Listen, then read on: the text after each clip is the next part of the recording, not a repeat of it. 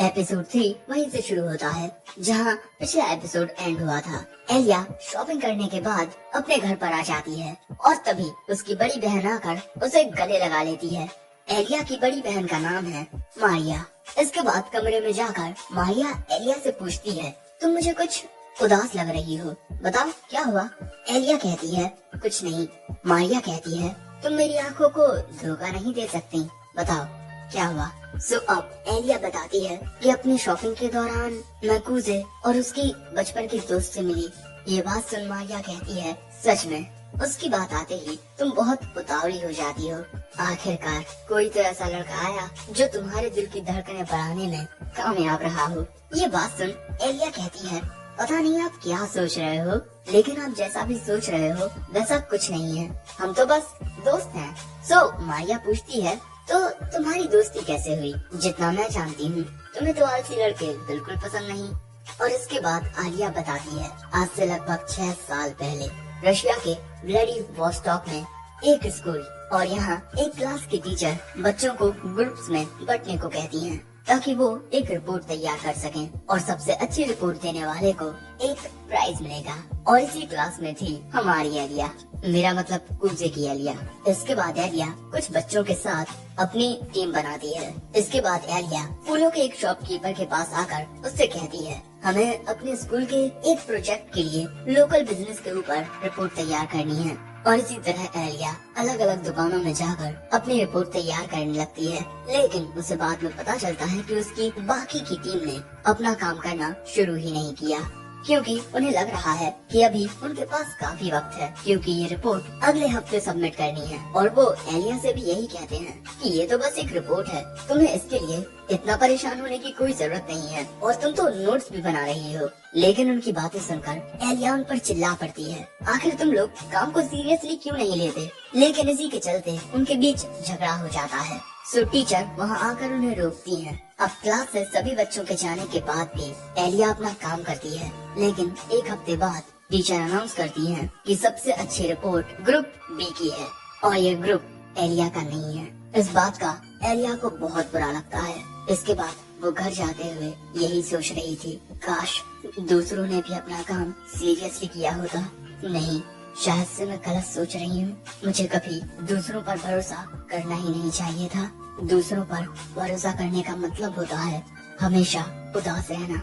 इसीलिए अब से मैं अपना सारा काम खुद करूँगी। इसके बाद स्प्रिंग का मौसम आता है और एलिया मिडिल स्कूल में आ जाती है। दूसरे बच्चे ये जानकर बहुत ज्यादा हैरान होते हैं कि एलिया ने बहुत ही ज्यादा मुश्किल ट्रांसफर एग्जाम को पास कर लिया है और उसे पास करके ही एलिया जापान आई है। यहाँ उसकी क्लास का एक लड़का पूछता है, तुम्हें जापानीज बहुत अच्छी आती है, क्या तुम पहले जापान में रह चुकी हो? एलिया बताती है, हाँ, काफी वक्त पहले। इसके बाद जैसे ही घंटी बजती है सभी बच्चे अपनी अपनी कुर्सी पर जाकर बैठ जाते हैं। लेकिन इसके बाद एलिया की नजर एक लड़के पर पड़ती है जो सो रहा था। एलिया उसे जगाती है क्योंकि क्लास शुरू होने वाली है। और इसके बाद हमें पता चलता है कि ये होता है हमारा कूजे।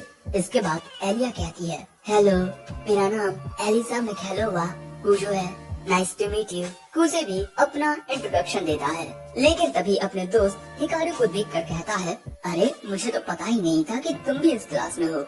हिकारू बताता है कि ताकेशी भी इसी क्लास में है। और यहाँ एलिया देखती है कि अरे ये तो उसे छोड़कर अपने दोस्त से बात करने लगा।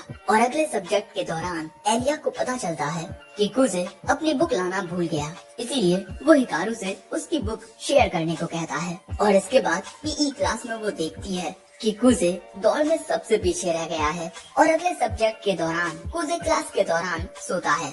और अब उसे देख एलिया सोचती है, इतने बढ़िया स्कूल में भी इस जैसा एक आलसी लड़का है।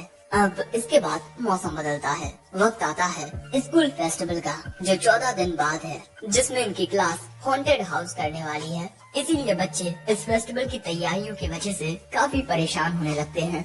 एलिया भी अपना काम कर रही थी और ऐसे ही काफी वक्त हो जाने के बाद भी एलिया घर नहीं जाती, क्योंकि उसे अपना ये काम खत्म करना है। लेकिन एलिया को इस तरीके से देख दो लड़कियां आपस में बात करती हैं कि आखिर स्कूल फेस्टिवल के लिए इतनी मेहनत क्यों करना। पता नहीं। ये बातें सुन एलिया को अपने बचपन की याद आती है और तभी फिर से उसकी उंगली में सुई लग जाने से खून निकलने लगता है।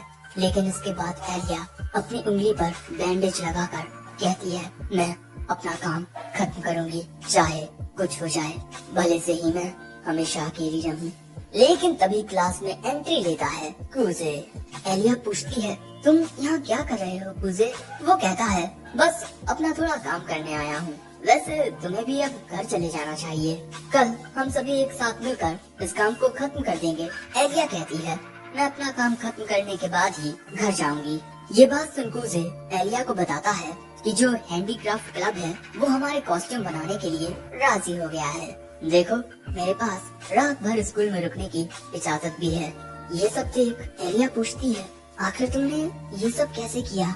वो कहता है, बस पुराने स्टूडेंट काउंसिल प्रेसिडेंट से थोड़ी मदद मांगी और मैंने हैंडीक्राफ्ट क्लब से कहा है कि उनके काम में हमारी क्लास के लड़के उनकी मदद करेंगे और वहाँ जाने के लिए लड़के आसानी से राजी हो जाएंगे, क्योंकि उन्हें लड़कियों के सामने शो ऑफ करने का मौका मिलेगा।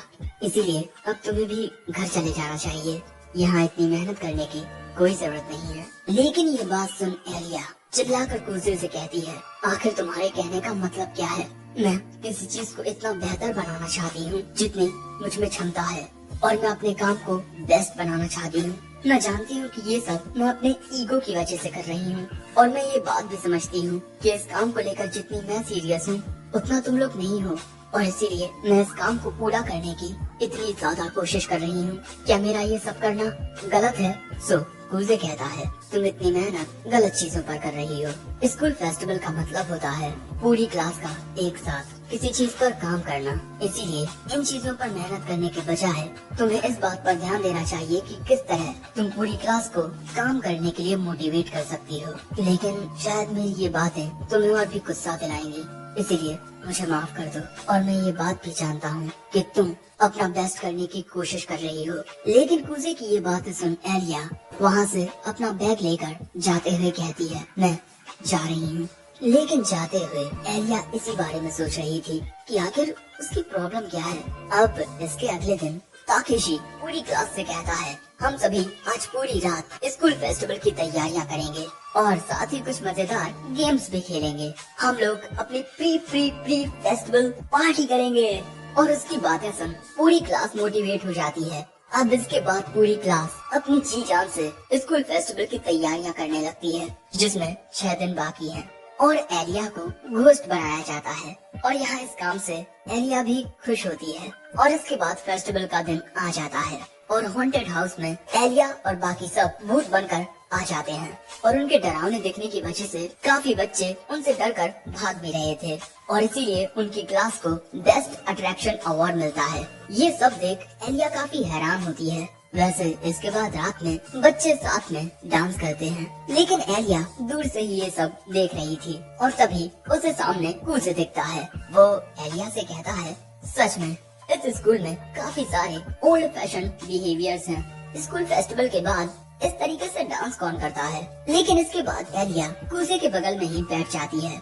कूजे पूछता है, क्यों तुम डांस नहीं करोगी? सभी लड़के तुम्हारे साथ डांस करने के लिए उतावले होंगे। एक मिनट, कहीं ऐसा तो नहीं कि तुम्हें डांस करना ही नहीं आता? एलिया बताती है कि वो बचपन से ही इस डांस की प्रैक्टिस करती आई है, और उससे डांस के लिए पूछने आए सभी लड़कों को वो मना कर चुकी है। ये बात सुन कूजे कहता है, वाह, हमारे स्कूल की पत्थर दिल प्रिंसेस। और यहाँ एलिया को पता चलता है कि काफी वक्त से दूसरे बच्चे उसे यही कहकर बुला रहे हैं। वैसे तुम्हें देखकर लगता है कि ये बात जान तुम खुश नहीं हुई, क्यों? आखिर ऐसा क्यों? एलिया कहती है, मुझसे इतने सवाल पूछना बंद करोगे? और वैसे मुझे पसंद नहीं कि वो मुझे राजकुमारी कहकर बुलाएं। ये बात सुन ऐसा लगता है जैसे मैं बाकी सबसे अलग हूँ।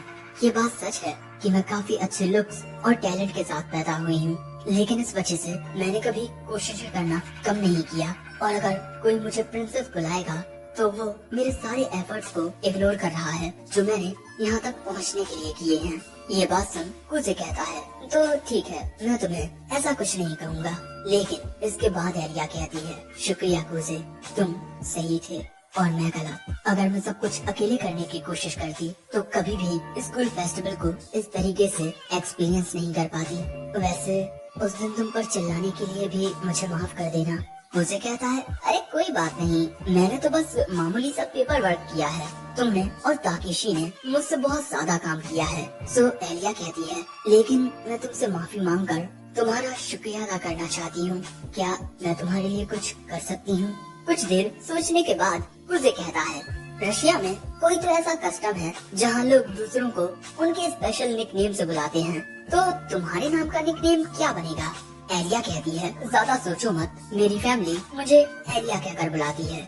ये बात सुन कुजे कहता है, तो क्या मैं भी तुम्हें इस नाम से बुला सकता हूँ? और ऐसा कुजे इसी वजह से कर रहा है क्योंकि उसके स्कूल के सभी लड़के एलिया को पसंद करते हैं, लेकिन सिर्फ कुजे ही एक ऐसा लौता लड़का रहेगा जो एलिया को उसके निकनेम से बुलाएगा। और इसके लिए कुजे एलिया के सामने हाथ भी जोड़ता है, लेकिन तभी 3 लड़के एलिया से आकर पूछते हैं कि क्या वो उनमें से किसी के साथ डांस कर सकती है। और इसी बात को लेकर वो तीनों आपस में बहस करने लगते हैं कि एलिया किसके साथ डांस करेगी। एलिया उन्हें मना करने की कोशिश करती है, लेकिन वो उसकी बात ही नहीं सुनते। जो देख कुजे अगले ही पल में एलिया का हाथ थाम उसे ले जाते हुए कहता है, माफ करना दोस्तों, ये मेरी है, चलो चलते हैं एलिया।